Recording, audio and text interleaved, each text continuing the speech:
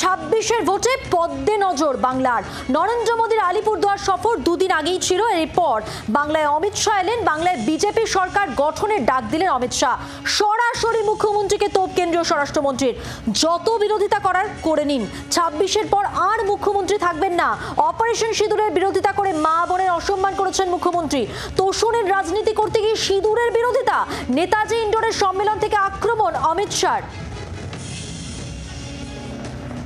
আরো একবার জানিয়ে রাখি, যেমনটা আমরা দেখলাম অমিত শাহ তিনি কিন্তু বাংলায় বিজেপি সরকার গঠনের ডাক দিলেন। সরাসরি মুখ্যমন্ত্রীকে তোপ কেন্দ্রীয় স্বরাষ্ট্রমন্ত্রী। তিনি কি বললেন যে যত বিরোধিতা করার করে নিন, 26-এর পর আর মুখ্যমন্ত্রী থাকবেন না। অপারেশন সিঁদুরের বিরোধিতা করে মা বোনের অসম্মান করেছেন তিনি। তোষণের রাজনীতি করতে গিয়ে সিঁদুরের বিরোধিতা করেছেন মুখ্যমন্ত্রী। নেতাজি ইন্ডোরের যে সম্মেলন ছিল সেখান থেকে একেবারে সরাসরি আক্রমণ করলেন অমিত শাহ।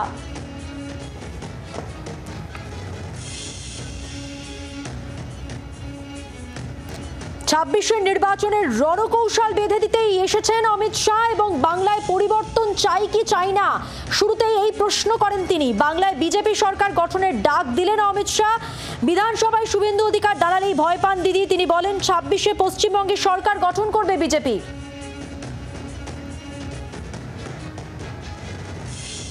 26-এর ভোটে পদ্মের নজরে বাংলা। নরেন্দ্র মোদীর আলিপুরদুয়ার সফরের দুদিনের মাথায় বাংলায় অমিত শাহ। বাংলায় বিজেপি সরকার গঠনের ডাক দিলেন অমিত শাহ। সরাসরি মুখ্যমন্ত্রীকে তোপ কেন্দ্রীয় স্বরাষ্ট্রমন্ত্রীর। নেতাজি ইন্ডোর থেকে সরাসরি রয়েছেন আমাদের সঙ্গে আমাদের প্রতিনিধি মৌমিতা চক্রবর্তী। মৌমিতা, আমরা দেখলাম অমিত শাহ তিনি একেবারে সরাসরি তোপ দাগলেন মুখ্যমন্ত্রী মমতা বন্দ্যোপাধ্যায়ের উদ্দেশ্যে।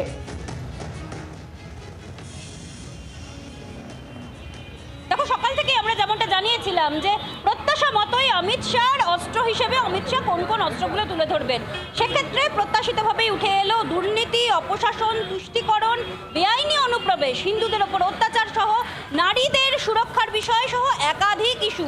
এবং যে ইস্যুকে সামনে রেখে অমিত শাহ সরাসরি 26-এর আগে বাংলার বিজেপি কার্যকর্তাদের বললেন যে দিনরাত এক করে কাজ করতে হবে এবং 26-এ বাংলায় সব থেকে বেশি ভোট নিয়ে সরকার গঠন করবে পদ্ম শিবির। এবং সেই কারণে মমতা বন্দ্যোপাধ্যায় সরকারের দিন গোনা শেষ সময় শুরু হয়েছে বলে তিনি তোপ দাগেন। অমিত শাহ সভাপতিত্ব ভঙ্গিতে যে বিষয়গুলি তুলে ধরলেন তা কিন্তু প্রত্যাশা করাই গিয়েছিল। তুষ্টিকরণ, দুঃশাসন, অপশাসন, সিন্ডিকেট রাজ, কাটমানি, একাধিক অস্ত্র, একাধিক ইস্যু নিয়ে কিন্তু শোনা গেল অমিত শাহর মুখে বিজেপির কার্যকর্তাদের জন্য বার্তা। এবং গ্রামে গ্রামে একাধিকভাবে কিভাবে কার্যক্রম এগিয়ে নিয়ে যাবেন অমিত শাহ সহ বিজেপির সমস্ত নেতৃত্ব সেই হুঁশিয়ারি দিয়েছেন।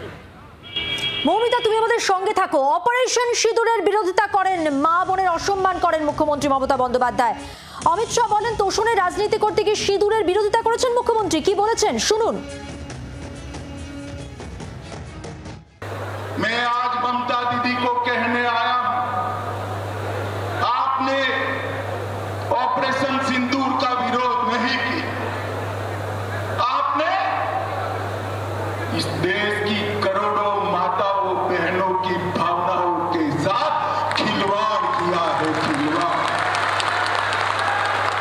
और मैं बंगाल की मातृशक्ति को भी अपील करने आया हूं, आने वाले चुनाव में ऑपरेशन सिंदूर पर सवाल उठाने वाली ममता जी को सिंदूर की कीमत बंगाल की माताएं बहनें जरा समझा दे, सिंदूर का अपमान करने का क्या मतलब।